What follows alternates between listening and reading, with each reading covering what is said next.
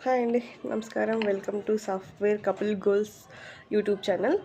ఈరోజు టాపిక్ ఏంటంటే, చాలామంది ఇద్దరు జాబ్ చేసి డబ్బులు సంపాదిస్తే, మన ఫ్యామిలీ ఎట్లున్న మన కష్టాలు అవన్నీ ఎవరు చూడరు కానీ, వీళ్ళు బాగా డబ్బులు సంపాదిస్తున్నారని కుళ్ళుకునే జనాల కోసం ఈ వీడియో. ఎందుకంటే ఇప్పుడు మనం నాకు ఇద్దరు పిల్లలు. మేమిద్దరు సాఫ్ట్‌వేర్సే. మా హస్బెండ్ ఐటీలోనే పనిచేస్తారు. నేను కూడా ఐటీలోనే పనిచేస్తాము. మా చిన్న పెద్దోడేమో ఇప్పుడు సెకండ్ క్లాసు. చిన్నోడు ఇంకా 2 ఇయర్స్. మొన్న రీసెంట్‌గానే సెకండ్ బర్త్‌డే ఫినిష్ చేసాము. మేము 1 ½ ఇయర్ నుంచి వాడిని డే కేర్‌కి పంపిస్తున్నాము.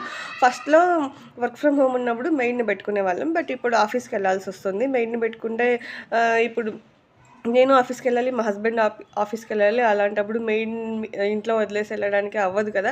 ఎంత మంచోళ్ళైనా మన భయం మనకుంటుంది కదా! అందుకనేసి మేము మెయిడ్‌ని వద్దనేసి నేను ఇంట్లో ఉండేంత వరకు పెట్టుకున్నాము.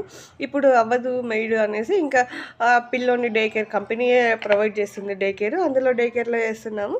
మార్నింగ్ నేను వెళ్ళేటప్పుడు అక్కడ ఏసేసి నేను ఆఫీస్ నుండి వచ్చేటప్పుడు పికప్ చేసుకుంటా. ఆర్ ఎల్స్ మా హస్బెండ్ ఎవరో ఒకరు ఇలా పికప్ చేసుకొని మా తంటాలేవో మేము కింద మీద పడి మేము చేసుకుంటుంటే, చూసేవాళ్ళు ఏమంటారంటే, వీళ్ళు జాబుల కోసం పిల్లోల్ని వదిలేస్తున్నారు, జాబుల కోసం పిల్లల్ని పట్టించుకోవట్లేదు అంటుంటారు కదా! వాళ్ళ కోసం ఎస్పెషల్లీ ఈ వీడియో.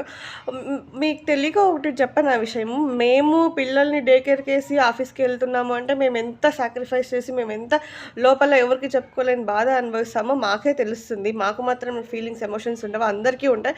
బట్ మేము కష్టపడేది కూడా వాళ్ళ కోసమే కదా! అందరిని చూస్తున్నాం కదా! ఇప్పుడు వాళ్ళు సంపాదించింది వాళ్ళే తినేసి పిల్లలకి రేపొద్దున్న ఏమి ఇవ్వకుండా, పిల్లలకి మంచి ఫ్యూచర్ ఇవ్వకుండా, మంచి స్కూల్స్‌కి చదివిచ్చి ఏమి ఇవ్వకుండా జల్సాలు చేసే వాళ్ళతో పోలిస్తే మేము చాలా బెటర్.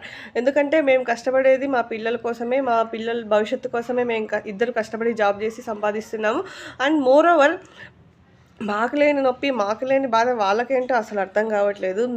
నేను మా హస్బెండు ఎంత అండర్‌స్టాండింగ్‌తో ఎంత అడ్జస్ట్‌మెంట్స్ చేసుకొని మేము ఒక్కొక్కసారి చాలా ఫ్రస్ట్రేషను.